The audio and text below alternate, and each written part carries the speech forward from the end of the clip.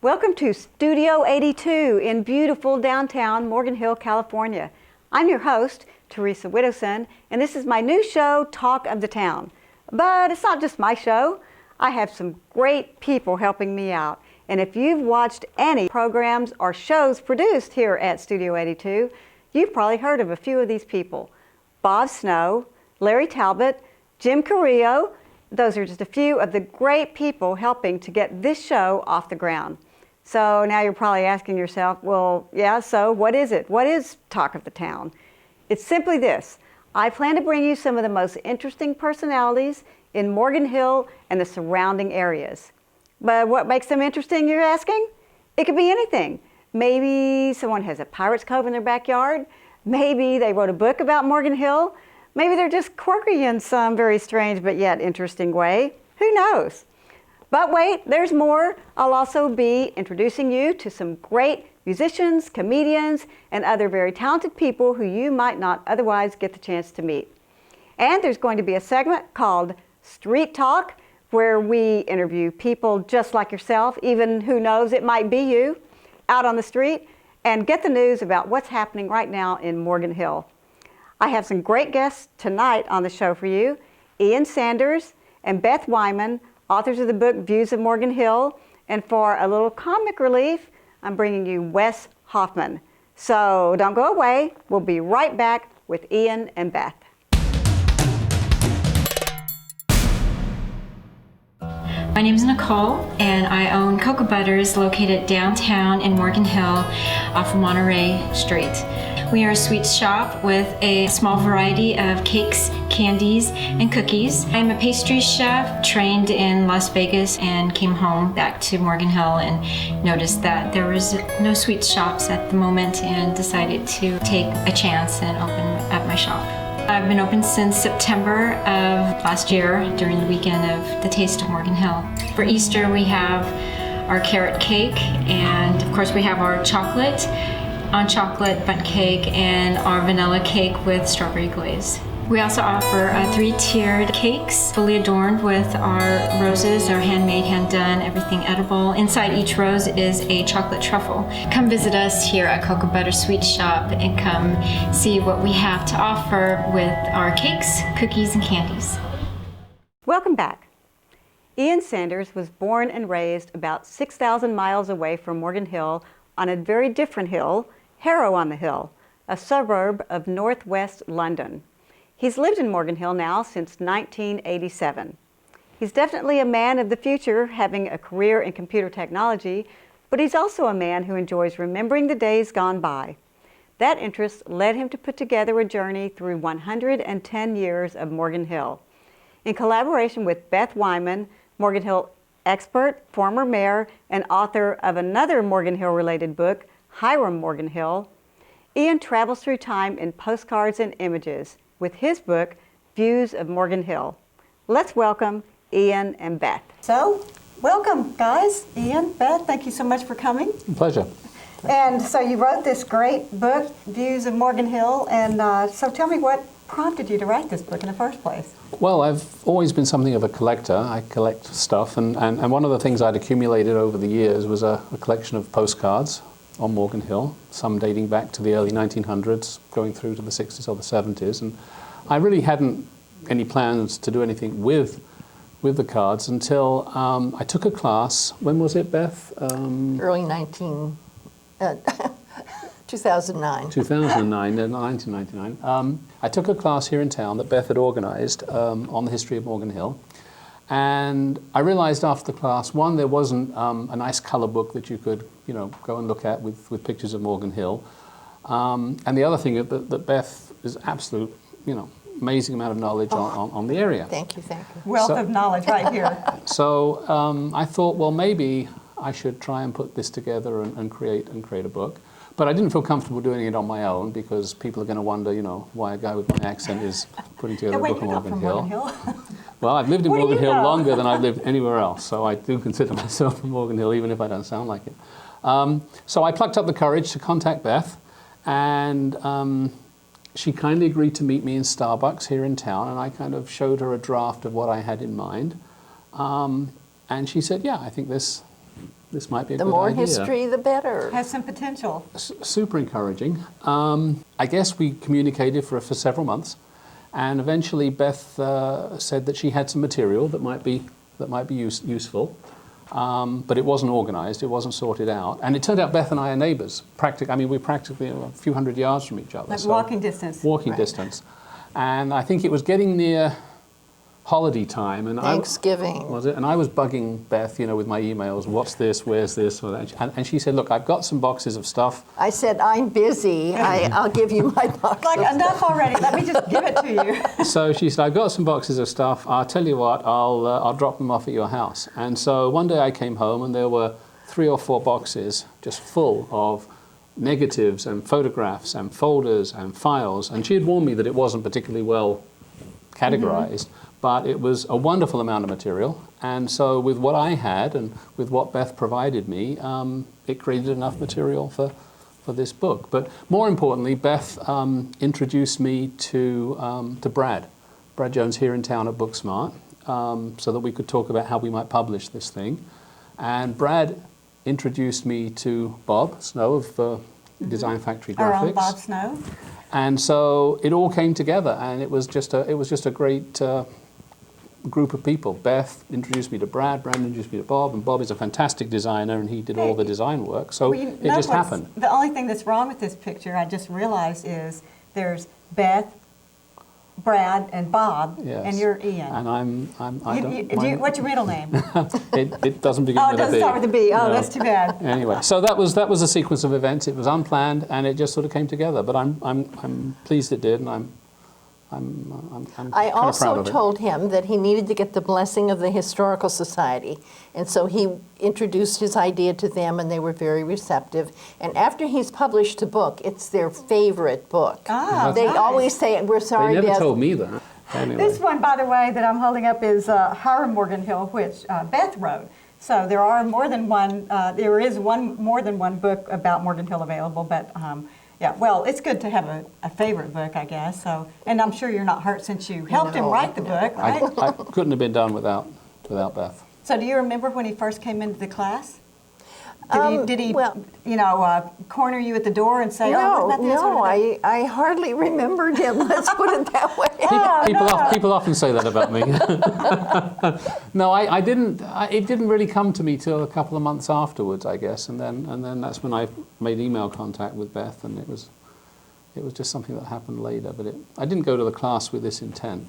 It just happened. So, were you a collector at heart, or do you collect other things? Yeah, I've always been interested in collecting. I collect some antique items and prints and old maps and that kind of stuff. And so, do you have any favorite pictures that are in here that you want to share? Well, the one I really like the Story most is, and it's not really Morgan Hill. It's a picture of Monterey Road in the rain. Oh, this one. With Yes, the horse this one. And And buggy right there are here. 2 horses and buggies going in one direction and an automobile coming in the other, and they're up to the top of the tires in water. And it's just a great transition because you've got the horses in one direction, the car in the other. I don't know who was worse off because the car looks like they're worried they're going to be stalling and the engine's going to fail, but the guys in the horses and buggies are getting soaked from the rain and the water. And they're kind of sizing each other up, and it's just a great transition. And I like the history, the transitions Right. through history. So I just think that's a great photograph. Well, And also, why somebody made a postcard of it is somewhat remarkable. Come visit us. Come right? visit But, us. Plugs here. Come visit us. but it's have fun. dated 1911, and they obviously thought it was worthy of a postcard. Well, and what's interesting, like you say, one's going the other way, the other is the other, but is that it's not a mixture. Like on this side of the road, there isn't a car and a buggy.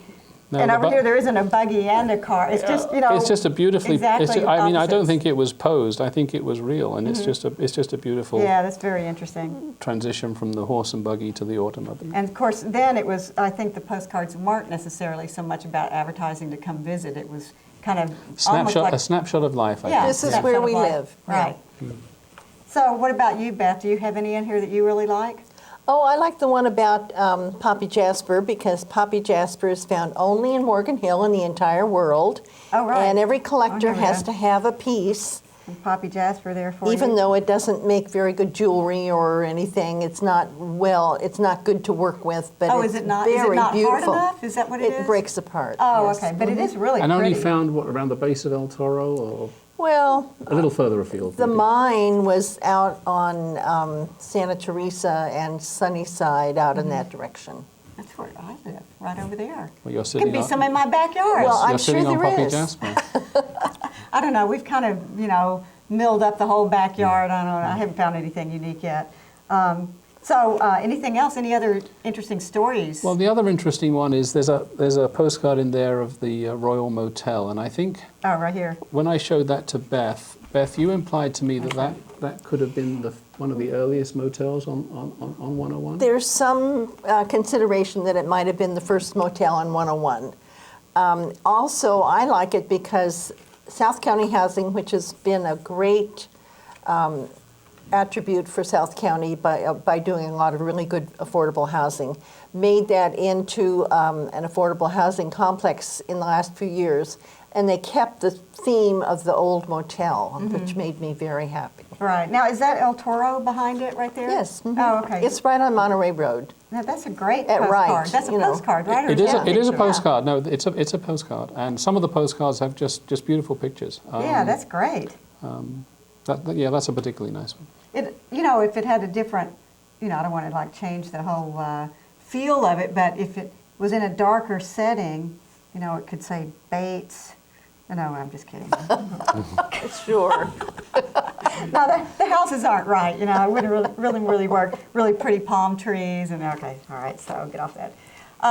So, do you have plans for another book or ventures in the same area? Anything new additions? Since that came out, I mean, people have been sending me more stuff, and it's amazing what people have. So I have, I have a pile of images that I'm thinking of working into something. Now, didn't you say you were real. getting postcards and things from all over the world? Well, yes. I mean, eBay is a great source, right? And you find postcards from Morgan Hill ending up in the strangest places, Eastern Europe, and people, on holiday, and then you can eBay this. You buy it on eBay, and the guy in Bulgaria will send it back to you here in Morgan Hill. And I don't know, no plan. Just like there wasn't a plan for this one, we'll see. And one day, I'm thinking maybe I'll sit down with Beth again, and we'll have a look and decide if it's worthwhile or not. Maybe you can pick out some of the key postcards and images and do the stories behind them. That might be interesting too. I mean, a full story, Do you want to help? I don't know if I should say that on camera. I might commit to something and then later go, oh, what was I thinking? I don't have time to do that. Anyway, it sounds interesting. We'll though. see. We'll see. I need to sell a few more of these first, and then okay. And then we'll. Well, we'll try to help you. talk. You can get these, by the way, at Booksmart here in town. And you can get them at the website, right? Website, viewsofmorganhill.com. Viewsofmorganhill.com. You can pay by PayPal, so it's painless. PayPal, you click, You you're won't done, even notice right? it. And you don't have to be from Morgan Hill to enjoy this little piece of history. But I did want to ask you one other thing. And by the way, let me just say this.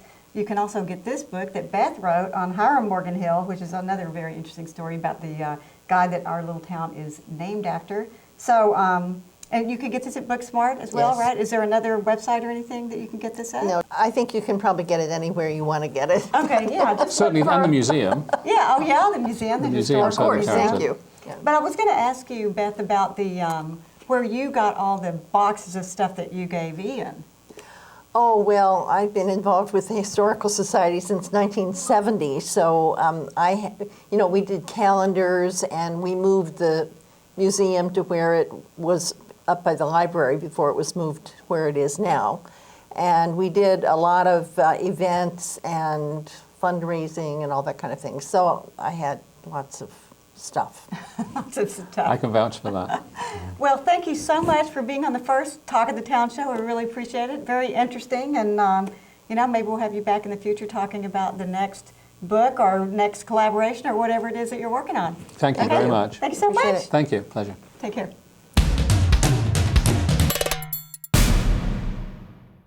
Hi, I'm Chris Reynolds of the Candy Parlor here in Morgan Hill.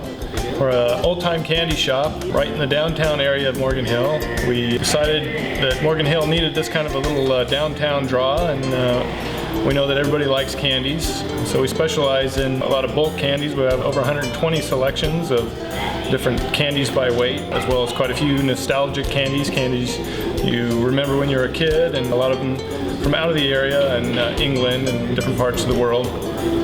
We also have a children's hair salon where we do kids' haircuts, and we do birthday parties as well.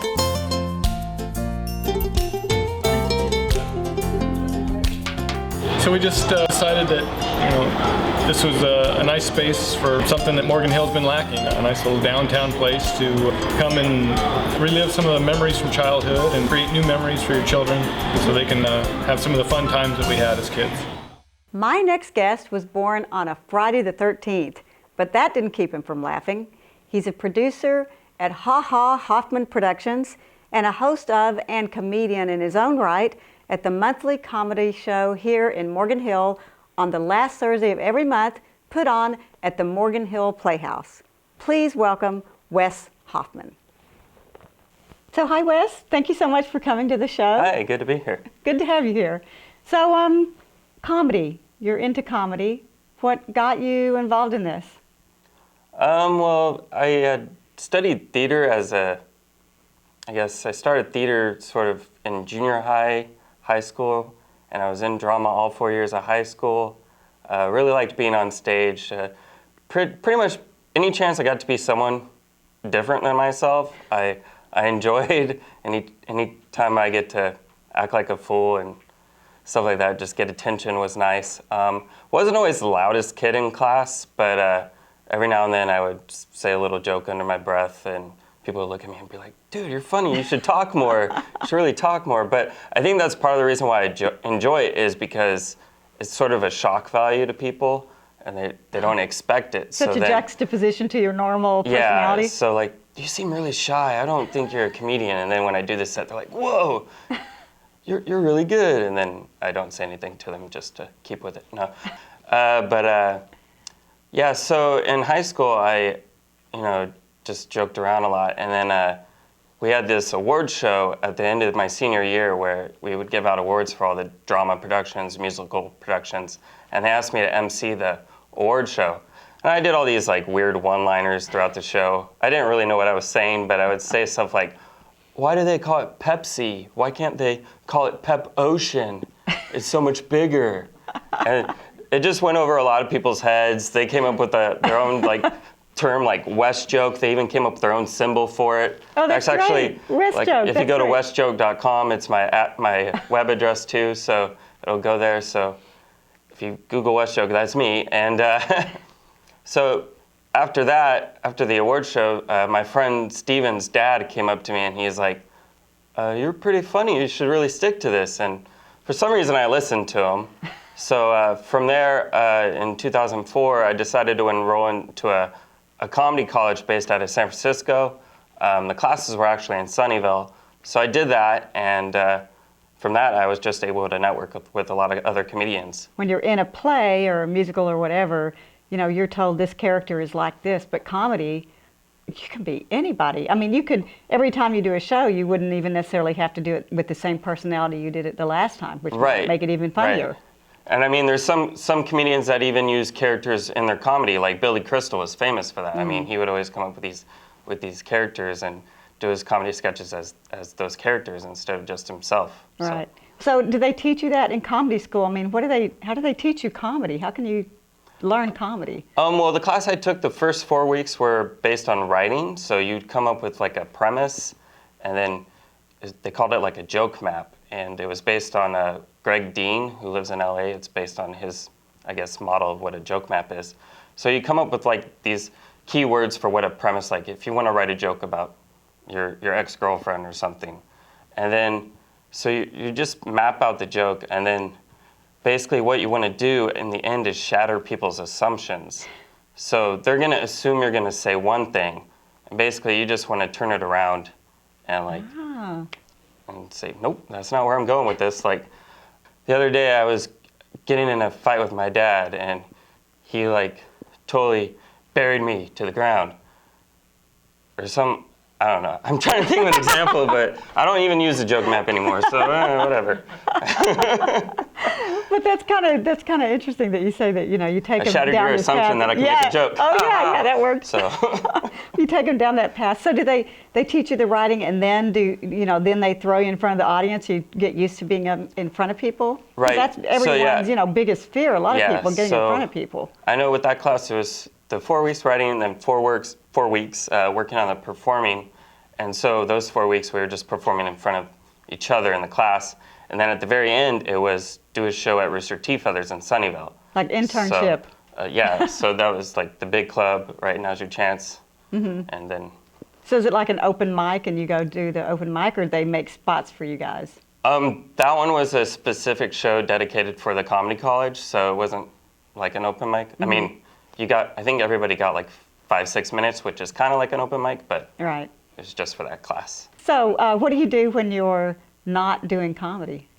When I'm not doing comedy, I have a day job. I work 7 to 4 at a customer service center for an online food company. So it's a company that's partnered with all these restaurants, and we deliver to businesses, so they don't have to leave the office. It's a good thing for us because we get a lot of companies like Apple and nice. sometimes Google and stuff like that. And it's nice for them, so they don't have to leave the office. The hard part is just writing jokes about the job, because I've just started trying to get into it because it's just hard to explain the job as it is. Right. I'm still writing jokes about my old job, which was working at a bookstore, which I know a lot of more people are familiar with. So. Right. Well, when I went to the last comedy show, which, by the way, guys, the comedy show is on Thursday nights, the last Thursday of every month in Morgan Hill at the Playhouse, right? The Morgan Hill Community Playhouse. So you should come because Wes is the MC there, and he brings in some great talent, and he is part of the great talent that's there as well. But I went to that last show, and you were making some jokes, and you did manage to fit a joke in there about the food delivery business, and it was pretty good. Oh, thank you. Nice job. So, how did you get involved in creating this? What do you call it? This program, this ongoing, comedy night. So it's in Morgan Hill. It started actually in 2006. So we're coming up on 6 years in May of actually doing the show. We started out in May because I had a friend who worked with the community center in Morgan Hill, and she told the then event coordinator that I was a comedian, and I was only in like 2 years into comedy at that point. And she's like, they want to put on a show at the Playhouse, try it out. So we tried out 6 weeks just by word of mouth, seeing how it would go. And we got maybe like 20 to 30 people a night, and not too many. Yeah. You That's would like. not bad for word of mouth, though. Yeah, for word of mouth, it wasn't too bad. But then Rich Bergen from Rosie's at the Beach actually saw one of the shows, and he said, we need to get some sponsors on board and get this show really going. So he helped me contact some other businesses. We were able to get more people in the door. Then Rich, had a lot going on his plate, so it got passed over to Brad Jones at Booksmart, and then we were doing the same thing, building up sponsors. We then added on another show in Gilroy, so that's the last Wednesday of the month. And then, so it works really nice in terms of booking because you get headliners from LA and stuff like that, so they'll come make the trip and do both shows. And then, so it went from there, and then eventually Brad just said, Wes, it's all yours. And then I was like, well, I have this name in mind, and it's Ha Ha Hoffman Productions. So Yeah, that's a great I thought name. that worked well, so now that's what it is. Yeah. So it's great. So if you miss it in Morgan Hill, you can see it in Gilroy. Of course, actually, if you missed it in Morgan Hill, back to the yeah, right. past. You go back to the past. You have to see it in. Yeah, you know what I mean. You should come to the comedy night. It's very funny. I've been there many times and plan to go back many times. So come check it out. Remember, it's the last Thursday of every month. And don't go away, though, because Wes is going to give us some stand-up comedy of his own right now.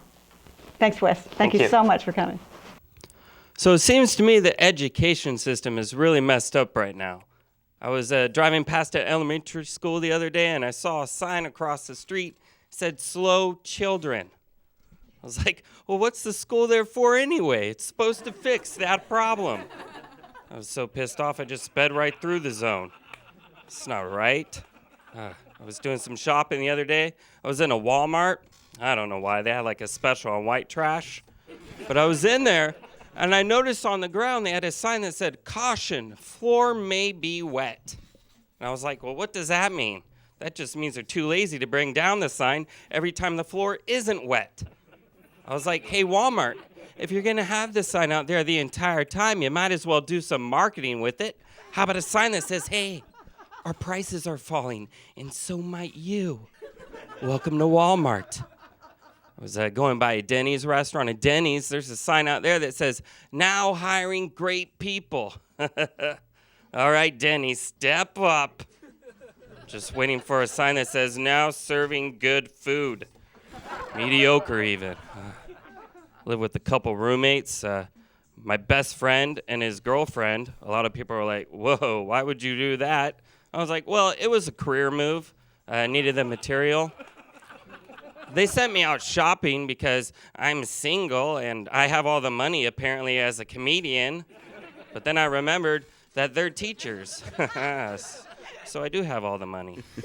I was in the chip aisle looking for a bag of chips, saw a bag of Tostitos. It said, now with a hint of lime. I was like, how is that a hint? Shouldn't it say something like, now with green lemon? I'd be like, what's green lemon? What is green lemon? Oh, that's a lot like lime. That's a good hint. Good job, Tostitos. Now, where's the dip? Yeah, it's tough. I used to work in retail myself, worked at a bookstore for 5 years. Don't know how I did it. Have customers coming up to me all the time going, I'm looking for a book. And I'd be like, what? Here? Have you tried Macy's? Not really sure what those are.